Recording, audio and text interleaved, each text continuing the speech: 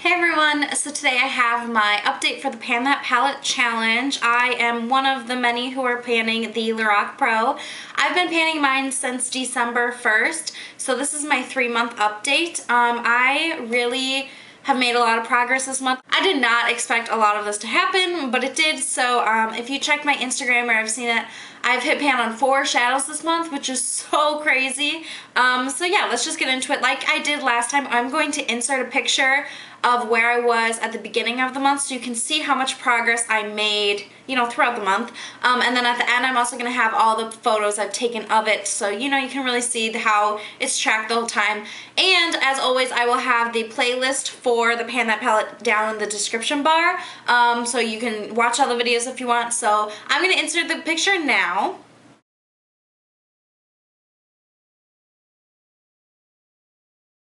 Alright, so now let's open up this bad boy and see where I'm at. So, as you just saw, you knew where I was, and this is where I'm at now.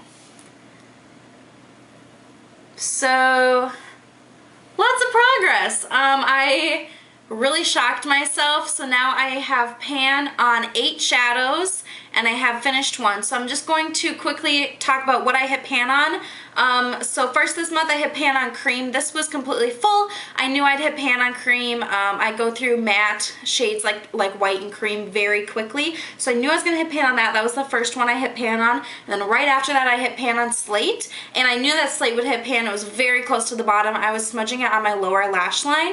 And I've been doing that this whole time. So I finally hit pan on slate. And it's just enough pan to make me happy. After that, I hit pan on taupe, and then after that, I did not think this was going to happen. I hit pan on sable. This was one of my goals. It was originally going to be a goal for March to hit pan on sable, and then it happened in February, so that's amazing. So again, this is where I'm at, and there's a lot more pan showing. No new shadows that I finished, but I mean the dips in these, hopefully you can tell if I kind of, you know, manipulate the light. Hopefully you can tell that there are a lot of dips in these shades, and I am really working on it, you know, pretty well. I have been using it pretty exclusively. I use it every single day. It's my go-to eyeshadow. I did cheat twice. The first one I got for Valentine's Day, it's a Bare Minerals quad, the Modern Icon. It's the limited edition one that's out right now. It's beautiful. I asked for it for Valentine's Day and my boyfriend got it for me, so I used that one.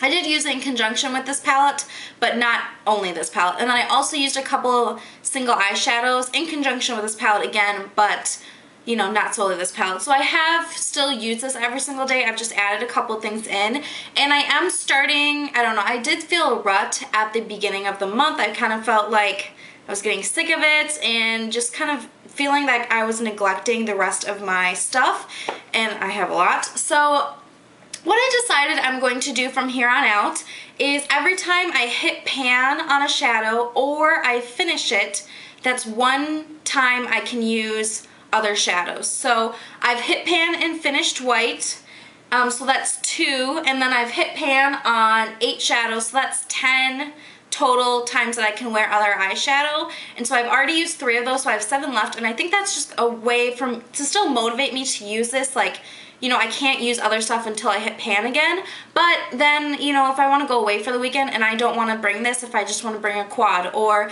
if I just am sick of this for a weekend and want to play with something else, I can do that. So that's kind of how I'm going to go about it for now. I might change that, you know, as I get using up more of these shadows, then, like, you know, I really will have to pull because I couldn't make a full look out of them.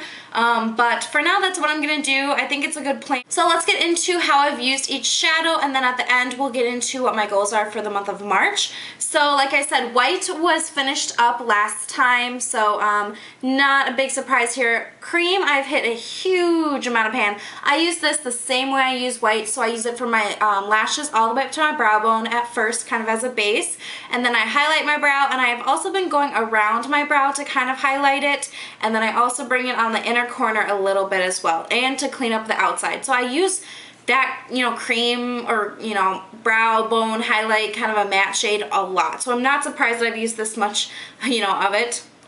Taupe really surprised me that I hit pan, but I mean, whatever. I guess it's harder for me to tell where pan is on the matte shades than it is for me the shimmery shades, because the shimmery shades have more dimension, so I can really see how far down they're going, but with the matte ones, it's kind of hard for me to tell. I've been using taupe as my contour for quite a while now. I really do like it. I do, you know, I keep it further back on my cheekbone for, you know, every day, and then if I'm going out at night or want something more dramatic, I'll pull it up a little bit further, but it really does work. It blends amazingly. I mean, it's meant to blend. It's a blending eyeshadow, so it really does work well for me.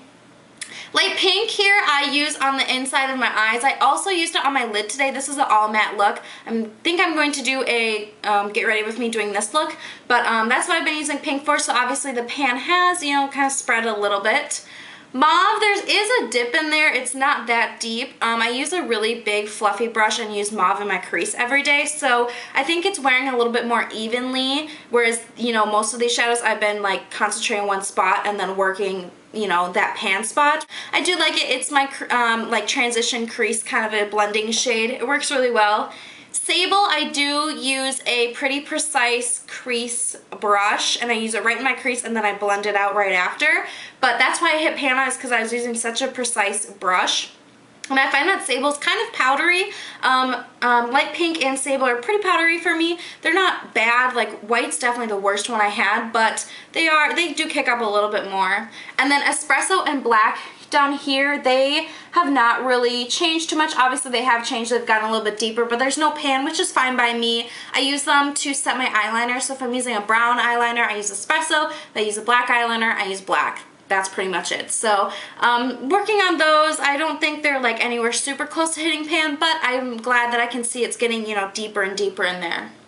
So nude, I don't think I used at all this month, honestly, so that one probably hasn't had much use. I'm saving that one because I want to get through Champagne. So Champagne is this really glittery, sparkly shade. Everyone that I've heard using this up is kind of having some trouble, or a lot of people are trying to get rid of it first or whatever. So I use Champagne on like my tear duct, on my inner corner to brighten up there, and I also use it layered over other shadows to add like a dimension. You could easily take the matte look that I'm wearing now and wet your brush and put Champagne over it and just give it some sparkle.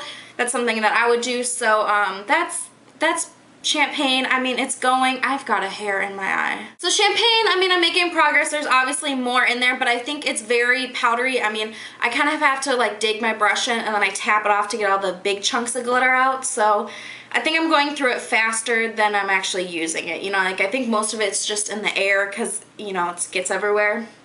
Gold is one that I have been focusing on as well. I've been working on this one for a while. The pan spot has grown a little bit. I put gold down on my eyes first when I want a bronzy look, and I put Champagne over it, and it gives me a similar color to light bronze. It's a little bit darker and a little bit more glittery because I'm using Champagne. But if you didn't want the glitter, you could put nude on top of gold, and it'd give you a very similar look to light bronze in the shimmer factor. So I really do like using gold that way. It is pretty orangey, but I do like that combo, and when I want a golden eye, which I typically do want on a daily basis, that's what I go for. I have not touched light bronze and I have not touched pewter. I'm saving those two to use together a little bit later. I kind of want to get through other shades and then use those, you know, later.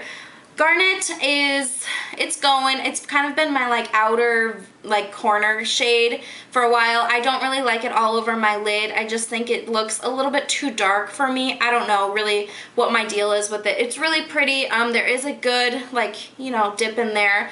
And then Deep Purple I started using on my lower lash line instead of Slate because I hit pan on Slate, and so now I've started to use Deep Purple smudge on my lower lash line. I don't have it on today, but I have started using, there's, you know, you can see there's a little divot in there. So just a reminder that these 4 dark shades on the corner, I just want to hit pan on them. So these ones, so like Slate is pretty much done to me. I don't know if I'll continue using Slate. Is where I'm at. That's what I've been using. So let's go over my goals. My goals for February were to hit pan on cream, which I did.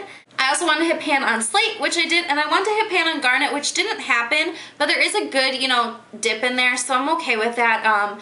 It was a kind of a short month that it just flew by for me, and you know, I have a good dip in there, so I'm happy. So for March, my goal is to hit pan on Garnet. Since it didn't happen this month, I definitely think it can happen in March. March is a little bit of a longer month, and I think that I'll have more opportunity to use this. And I also would like to finish cream. As you can see, maybe you can see over here on the corner of cream, I'm already up against the wall there, so I'm starting to clear that out. And then champagne, I want to finish out the bottom, which is almost done, and then I want to start moving across this side and clearing out that side and see if I can get, you know, a good chunk of that cleared out. So those are the goals for the month. Otherwise, I want to keep working on it. I don't know if I can hit pan on mauve. I'm going to try my best. So let's just say that's a goal, to hit pan on mauve. Not sure if it really will happen or not, but I'm going to use it every single day as my transition shade, and hopefully it will happen. Yeah, so that's my progress. I hope you guys enjoyed. That is a lot of pan showing. That's over half my palette of pan, which is so exciting. It's like, it's starting to look weird to look at a full Lorac Pro palette. Like a brand new one just looks kind of funny to me because I'm so used to now seeing all the shiny pan, and I love it. So I hope you guys are having a great month. If you're panning a palette, let me know down below. I love watching these videos. I love seeing, you know, what everyone's using, what their goals are, how much pan they're hitting. Even if you aren't doing the Lorac Pro, I still want to know about, so let me know down below if I haven't already found you. And yeah, that's all I have. So again, I'm going to insert pictures from when I started and then all the updates so you can see my progress this whole time. And yeah, that's all I have for you guys. So thank you so much for watching, and I will see you guys in the next video. Bye!